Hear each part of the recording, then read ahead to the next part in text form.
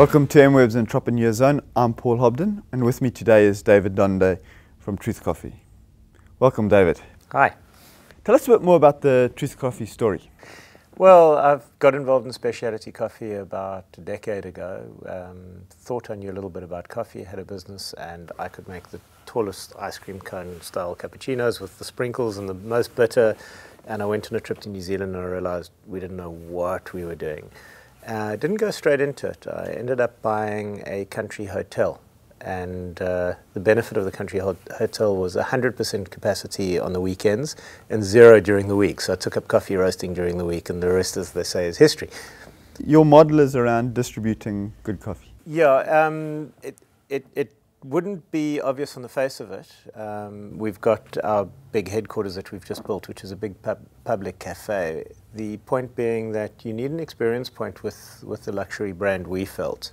And doing loads of adverts in some kind of consumer or business-to-business magazine would just be a frivolous expense.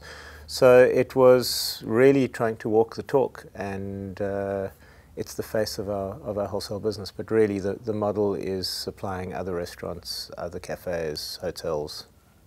It's a competitive industry, a competitive market.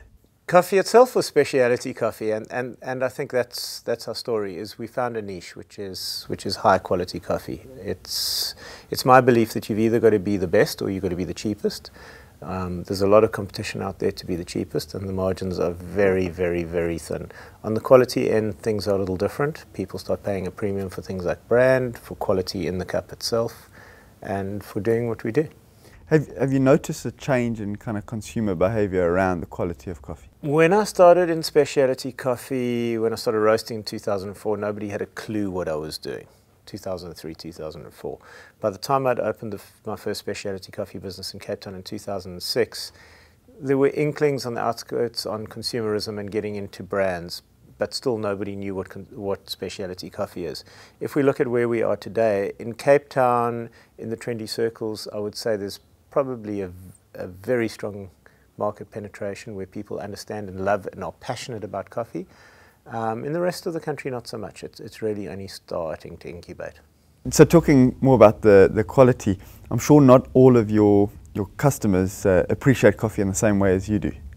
I think that's a story about the adoption cycle, and we've identified internationally that about 25% of people are what we call super tasters, and that's not the extraordinary sort of freaks who can, tell you what side of the hill it grew on.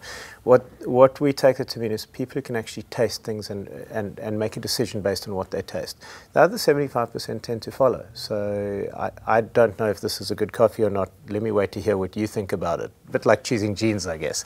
So that does play a big component of what we do. David, one of the things I noticed on your website is that you say quality above all else. Yeah, you'll notice that we don't really have a mission statement, but we've got a philosophy, and our philosophy is quality above all else, and our philosophy is questioning everything that we do. It's just part of our belief that there's always an opportunity to do better and better and better, and we don't know the best way to do anything, and the only thing you can do is chase an objective like quality. And sustainability also plays a big part. Yeah, there are many companies that have sustainability as their endpoint, as their goal, and that seems a little irrational to me. You've got to choose what you're doing and where you're going, but sustainability is vital. If you're taking a decent long-term and medium-term view of your company, sustainability comes into it. If I want to have access to the best coffees, I've got to pay more to the producers and directly to the producers. I've got to look at that whole supply chain. If times get tough and it's hard to get hold of the best coffees, I want to be first in line. I want a relationship with those people already. But even down to the sort of takeaway cups that we use, that sort of principle of first do no harm. Our cups happen to be, and not by accident, completely biodegradable. Even the plastic lining inside the cup is plant-based material, the ink soya. It's just part of doing the right thing. Both in terms of quality and sustainability, how do you keep on with that when there's such pressure on margins? I think that the real pressure is on sales and winning customers' hearts, and I think margins are secondary to that. And again, it comes back to the principle of, are you going to chase price and be the cheapest, or you're going to chase quality. And if you're going to chase quality, you've got to create a value chain. You've got to create added value, or you don't have the right to charge a premium, and you're going to get caught, and deservedly so. So it's a question of always just improving and improving and improving, and hopefully your customers will see a cause and be prepared to pay a little bit more for that. On winning customers' hearts, so you've created a very engaging and funky brand. Thank you. How much of that is your personality?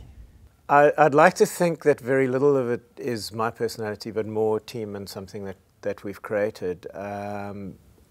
But I think my sort of single-mindedness at the quality of the coffee does pay off at some level.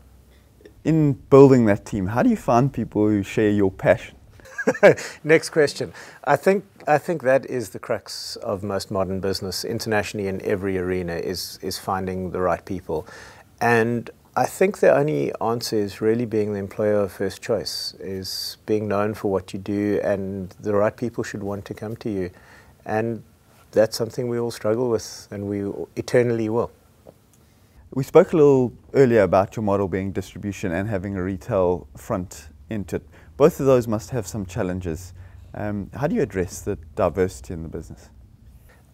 We actually run each unit of our company as a separate business unit, and we look at each one individually with its challenges, because often the challenges are at cross purposes. And I don't want to say we've corporatized or bureaucratized anything, but they are run as separate business units, and we actually break it up quite a bit further than most people would expect. One of the key things for us on the business-to-business model is sales, and separate to sales is after sales. It's not just acquiring customers, it's keeping customers, it's constant training, constant quality evaluation, and we've got a whole team around that. And similarly in the cafes, they run as units, and the managers have a lot of authority. David, where to next with Truth Coffee? I think growth, lot of growth. I don't believe in growth for its own end, but we've got both internal growth, our current customers starting to use a lot more coffee as the market matures, and acquiring a lot of new customers, both new entries into the market and people who are switching to our brand because they have the same beliefs as us, which is good news for us. I think a little bit of geographic penetration as well. Although we've got a very good presence in Cape Town, the Western Cape, and up the Garden Route, it's, I think, Joburg for the coming year. That brings us on to our rapid fire round of questions. Shoot. David, what's the best advice you've ever received? Do what you love what you do. Your best moment as an entrepreneur? I think it was opening up the new HQ and just having the love shown to us. I know that sounds a little hippie, but it was. And the biggest mistake? Trusting the wrong people. And what do you look for in people that you work with? Enthusiasm, always enthusiasm. What do you need as an entrepreneur to succeed? The will to actually persevere through whatever comes your way. And your biggest inspiration as a small business owner? Needing to feed myself. What would you do differently? Be braver. What makes South Africa a great place to be an entrepreneur? I think the fact that the roads aren't completely paved. There's always space. There's always a place for a new idea, and the market's receptive to it. And what keeps you awake at night? Cash flow, like everyone else. And what gets you going in the morning?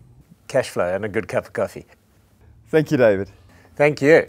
And thank you for watching. We look forward to the coming weeks. We will bring you more South African entrepreneurs in MWEB's Entrepreneur Zone.